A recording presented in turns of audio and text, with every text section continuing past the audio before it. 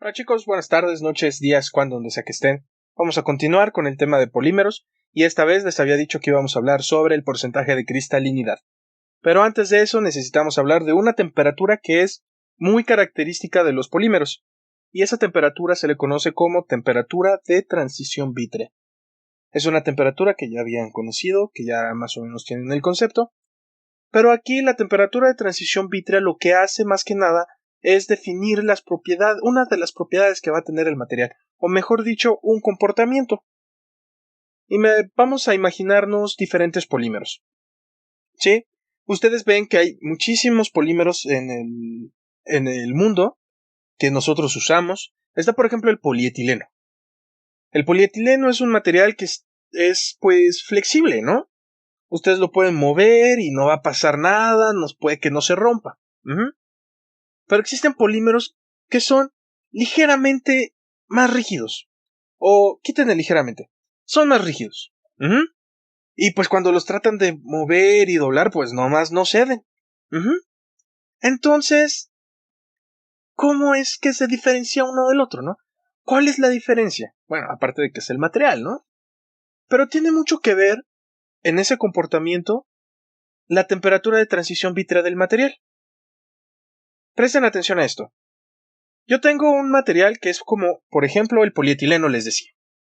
El polietileno es un material cuya temperatura de transición vítrea está alrededor de los menos 35 grados Celsius.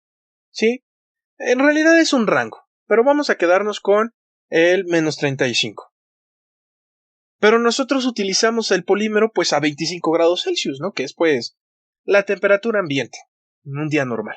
Ahora, piensen en otro material, el policarbonato.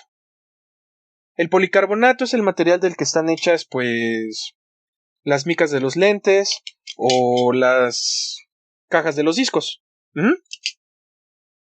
Ese material es rígido, es más duro. Y chéquense, su temperatura de transición vítrea es de, a ver, aquí tengo la lista, 100 grados Celsius.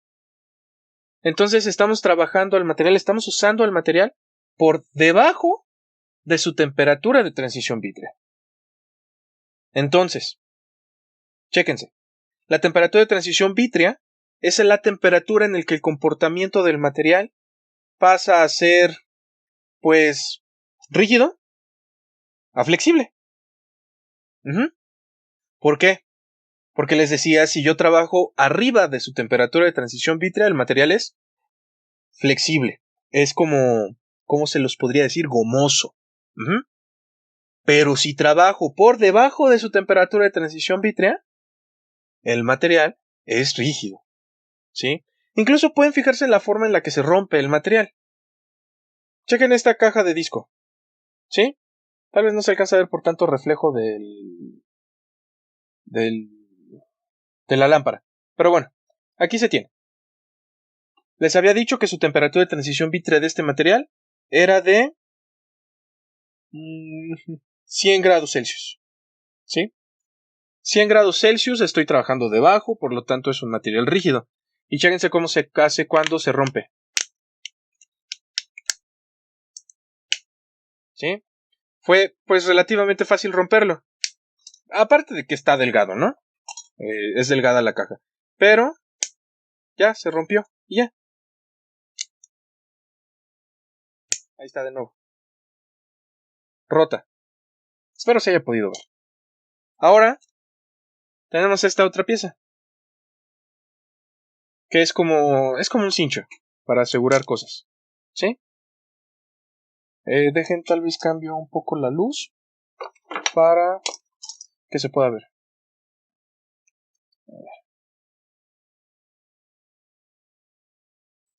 Ok. Bueno, tenemos esta aquí. Y chéquense cuando la doblo. No se rompe como con el policarbonato. ¿Sí? Y fíjense, es flexible. Se puede maniobrar y no se va a romper, ¿no? Y eso que es del mismo grosor que la caja de discos. ¿sí? Ahora la caja de discos, si le trato de hacer lo mismo que antes, miren lo que va a pasar. Ya, se rompió, ¿vale? Noten esa diferencia y guarden el concepto de temperatura de transición vítrea.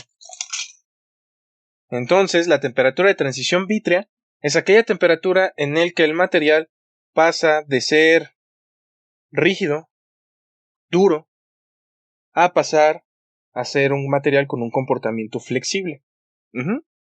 Grábense eso, ese es el concepto de la temperatura de transición vítrea. ¿Y por qué se los menciono? Pues bueno, porque para poder calcular el porcentaje de cristalinidad a través de un termograma, resultado de la calorimetría diferencial de barrido, necesitamos conocer la temperatura de transición vítrea. Ahora bien, ahora sí, pasemos al iPad para poder estudiar este cálculo de porcentaje de cristalinidad. Vamos. Entonces les estaba diciendo, vamos a ver que el porcentaje de cristalinidad calculado por TSC, Differential Scattering Calorimetry, o por español, calorimetría diferencial de barrido. ¿Qué es la calorimetría diferencial de barrido? Pues bueno, es una técnica de caracterización de materiales que nos permite conocer a través de un enfriamiento o calentamiento del material el flujo calorífico que pasa a través de este. En pocas palabras, se mide la energía para que un material se funda, para que un material se degrade, para que un material se cristalice o para que un material pase por la transición vítrea, en el caso de los polímeros.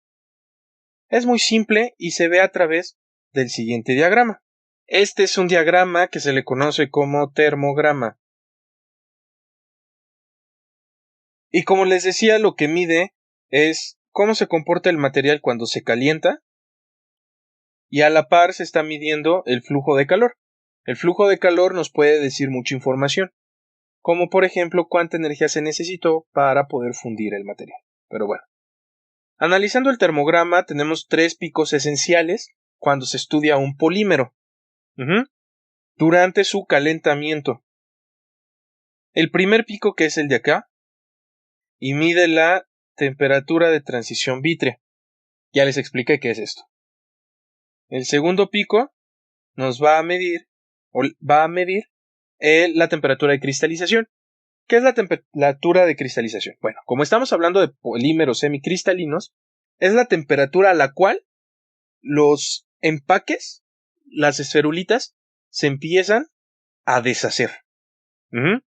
¿Por qué se empiezan a deshacer? Bueno, pues hagan de cuenta que yo tengo... Mejor copio esto primero. Hagan de cuenta que yo tengo estos dibujos, ¿no? Que son los empaques. Y vamos a enfocarnos solamente en la cadenita que es de color rojo. Cuando se empieza a calentar, el material, hagan de cuenta que se empieza a relajar. ¿Sí? Se empieza a relajar y poco a poco los empaques que estaban así empiezan a estirarse. Así. Y entre más aumenta el calor, ya se ve una línea, la cadena se desenreda, se desempaqueta, ¿sí? Esa temperatura, la temperatura a la que sucede esto, es la temperatura de cristalización. Sigamos. El último punto importante es la temperatura de fusión, que bueno, es cuando el material de un estado sólido pasa a un estado líquido.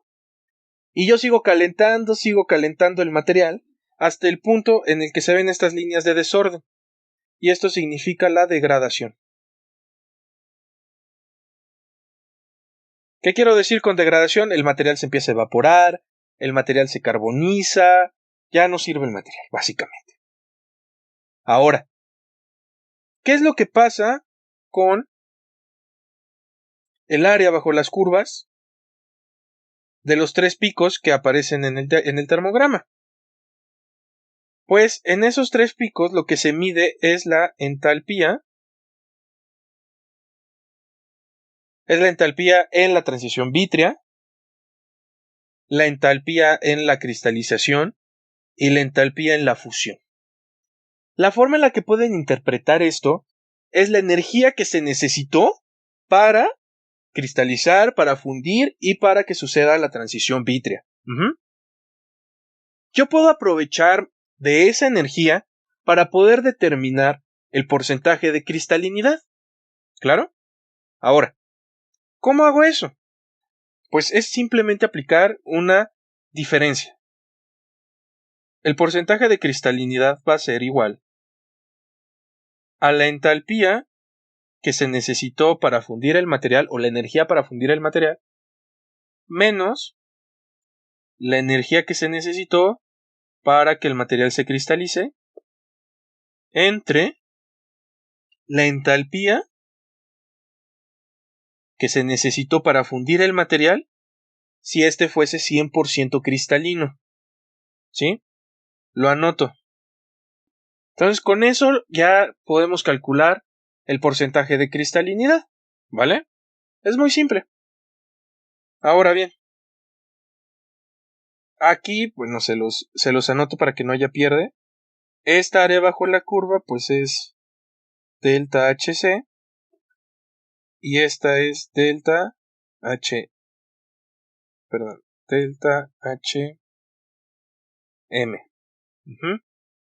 Y esta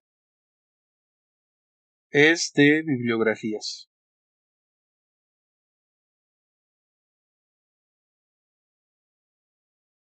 Se extrae ese valor de la literatura para poder, pues, resolver esto, ¿sí?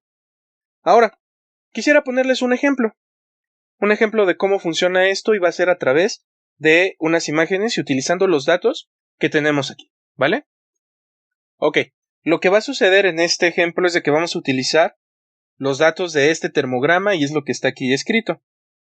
Entonces, bueno, se me olvidó aquí multiplicarlo por 100 porque estamos hablando de porcentajes, ¿no? Entonces, a continuación, pues bueno, tenemos aquí los datos del problema, el modelo matemático y la energía para que se fusione, para que se funda el material. Aquí la tenemos anotada, sus unidades son joules sobre gramo y es de 8.732. Y bueno, lo sustituimos. Y para que se cristalice el material es 5.174 y se sustituye. La entalpía que se necesita para fundir a ese polímero como si este fuese 100% cristalino es de 93.7. Entonces se pone ese valor, se multiplica por 100 y chéquense. Obtenemos el porcentaje de cristalinidad, que es de 3.8. Este valor me dice que el 3.8% del material es cristalino. El resto es amorfo. Y, en otras palabras, estos empaquetamientos son solamente el 3.8% y estas cosas feas y al azar son el resto, ¿vale? Ahora, lo que vamos a ver en la clase en vivo va a ser cómo sacar todos estos resultados. Ese no, porque ya lo tenemos. Y les voy a explicar el ejemplo completo. Así que, chicos, entiendan cómo funciona esto, cómo funciona el modelo matemático, cómo extraer la información. Todos estos valores se sacan por medio de una computadora.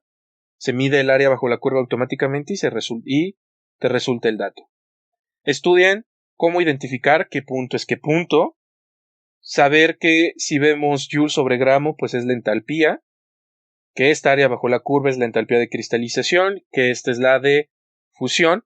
Para que en el siguiente yo nada más explique, en la siguiente clase en vivo, yo nada más explique el problema y ustedes me arrojen los resultados, ¿vale? Y comprueben que lo que les dio es exactamente igual a lo que vendría en esta tabla. Chicos, les agradezco mucho su atención y disculpen por un video tan largo. Nos vemos en el siguiente video. Bye.